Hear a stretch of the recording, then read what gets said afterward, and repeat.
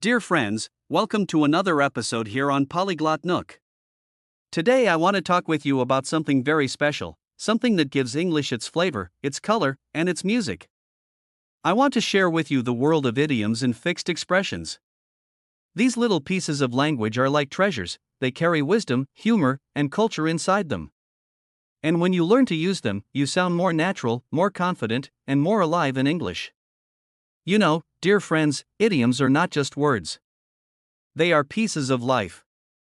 Each idiom comes from a story, from people's experience, from generations who wanted to pass a feeling or a lesson in a short, memorable way. That is why idioms are so powerful. They are not only about grammar, they are about how people think and live. Let me give you an example. One of the first idioms I learned was break the ice. Imagine this picture. People standing in silence, maybe shy, maybe nervous. The atmosphere feels cold, like ice. And then someone makes a joke, or asks a kind question. Suddenly the coldness disappears. That action is called breaking the ice. It means to start a conversation in a friendly way, to make people feel comfortable. Isn't that beautiful? I remember using it for the first time in a real conversation. I was at a language exchange meeting. Everyone was sitting quietly.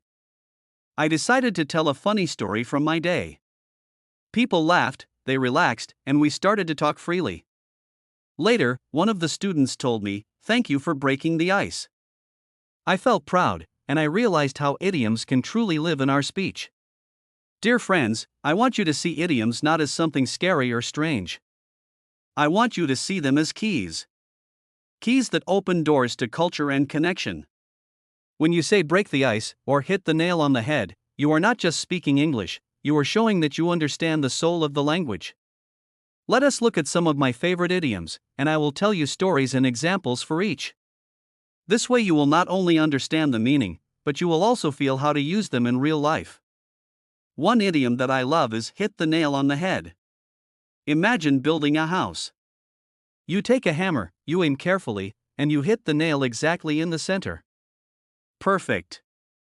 In English, when someone says something that is exactly right, we say, "You hit the nail on the head." It is such a strong image, and it is easy to remember. For example, once I was talking with a friend about why it is so hard to practice English listening. Many people think it is only about vocabulary. But my friend said, the real problem is that movies and shows have fast, connected speech. And I told him, yes, you hit the nail on the head. Because that was exactly the truth. Another idiom that always makes me smile is under the weather. It means to feel a little sick, not in your best condition. One day I went to work, and my colleague asked, "How are you?" I was not very sick, but I had a small headache. So I said, "I feel a bit under the weather today." He immediately understood. I was not dying, I just was not at my best. That is the magic of idioms. They are short, but they carry so much meaning. Dear friends, I also want to remind you of something important. When you learn idioms, you should not try to translate them word by word into your native language. That will only confuse you. Instead, you should learn the meaning, the feeling, the context. That way, when you need them, they will come naturally. Let me share another story. Once I was learning the idiom piece of cake. It means something is very easy. I remember, at first, I thought, why cake? Then I imagined eating a delicious slice of cake, and yes, that is easy. So the idiom makes sense. Later, I used it in class. The teacher gave us an exercise, and it was very simple. I smiled and said, "Oh, that was a piece of cake." Everybody laughed. And you know what? At that moment, English felt alive. There are so many idioms connected with animals, because people love to compare human behavior to animals. For example, the elephant in the room. This means a big problem that everyone knows about, but nobody wants to talk about. Imagine a huge elephant standing in the middle of a room, and people are pretending it is not there.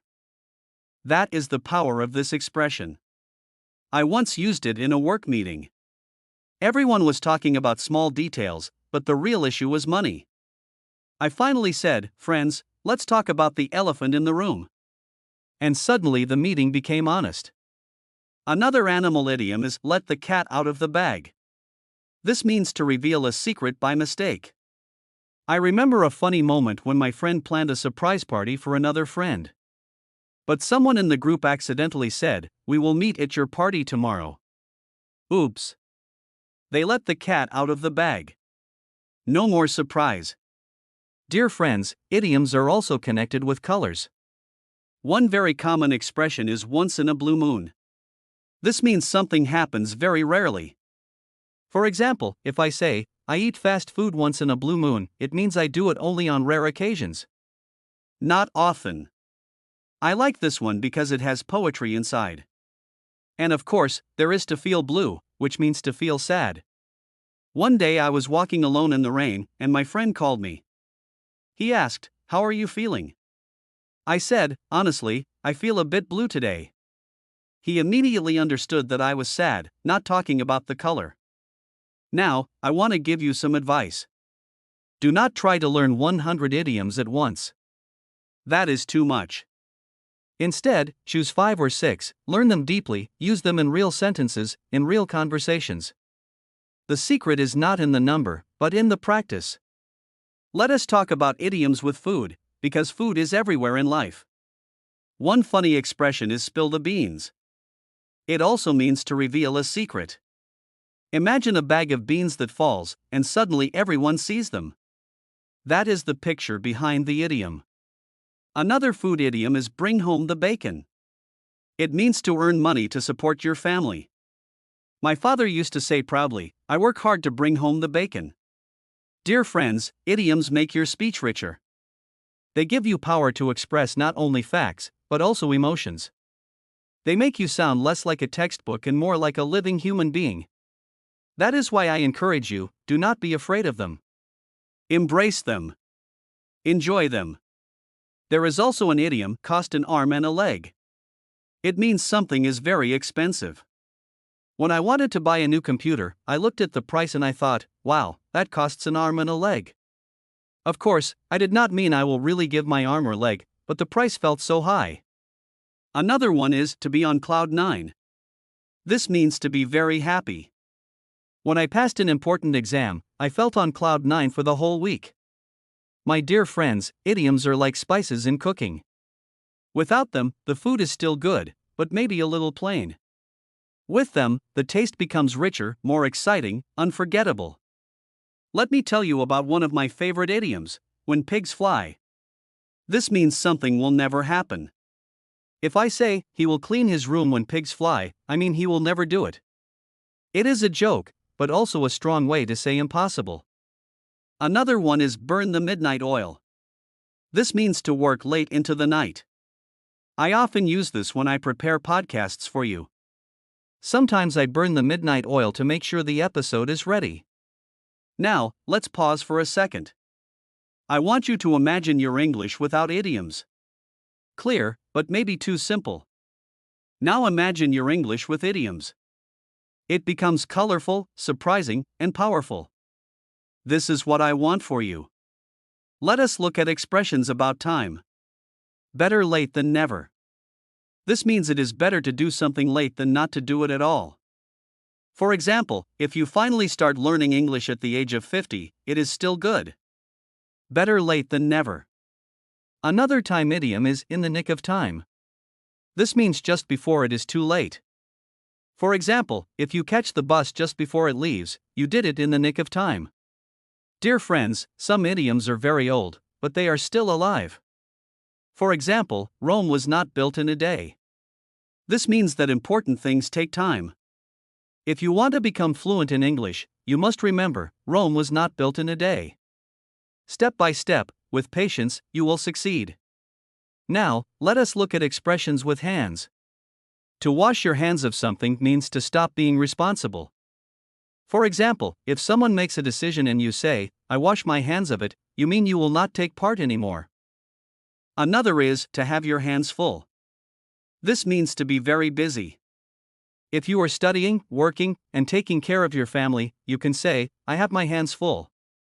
I hope, dear friends, you can feel how idioms connect language with life. They are like bridges between words and emotions. And every time you use one, you step closer to sounding like a natural speaker. And now I want to give you a little practice. Repeat after me, slowly. Break the ice. Hit the nail on the head. Under the weather. Piece of cake. Elephant in the room. Let the cat out of the bag. Once in a blue moon. Feel blue. Spill the beans. Bring home the bacon. Cost an arm and a leg. On cloud 9. When pigs fly. Burn the midnight oil.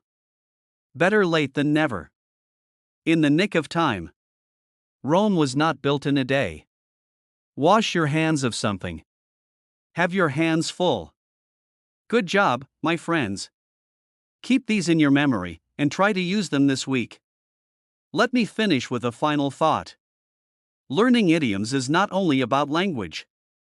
It is about becoming part of a culture, part of a world where words carry history and imagination. Do not be afraid. Step by step, idiom by idiom, you will make your English richer and more alive. Thank you, dear friends, for being with me today.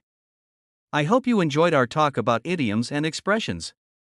If you did, please subscribe to Polyglot Nook so we can continue this adventure together. I am very grateful for your time, for your attention, and for your trust. All of you, I send a warm hug. Take care, my friends, and goodbye.